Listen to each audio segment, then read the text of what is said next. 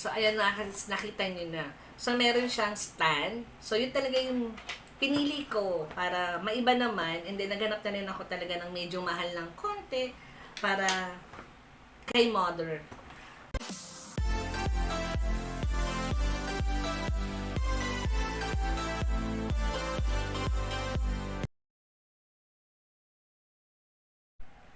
Hi sis! So welcome back to our channel. Ang inyong kasis, Gwen Angel. For today's video, so ayan, meron tayong bubuksan ng parcel. So ito namang parcel na bubuksan natin ay request to ni mother. Dahil nga magsa-summer na, ang dami daw lamok dun sa aming store. So, kaya tayo na po-order nito. And then mga kasisa, pinakash ko na to. Para pagdating dito, i-claim na lang na. And then si mother talaga nakaklaim nito dahil biniling ko, ngayon to darating.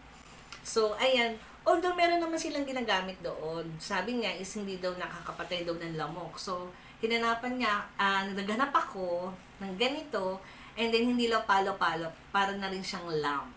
So, mga kasis, huwag na natin patagalin dahil bago ako mag-start ng video, ang sabi ni mother, unahin ko daw to dahil paggabi na. So, mga kasis, buksan na natin. Ayan. Ayan pa mga kasis, naka-fragile pa.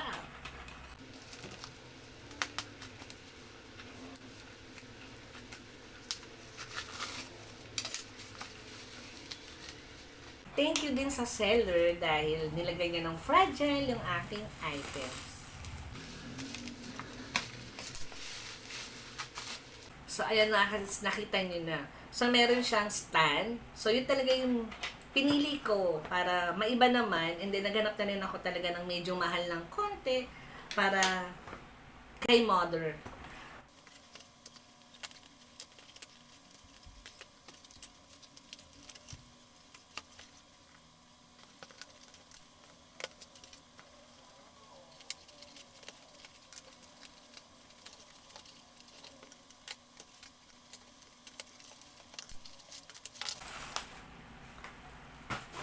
So, ayan mga kasis, nakita nyo naman din, nahirapan ako magbukas, diba? So, ayan, ito yung kanyang stand.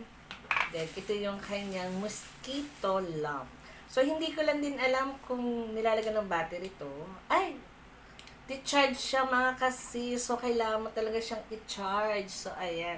So, bago ako mag-start mag-video, iniisip ko, wala kang extrang battery. So, hindi naman pala kailangan ng battery. So, kailangan mo na siyang i-charge kasi low-bat na siya mga kasis.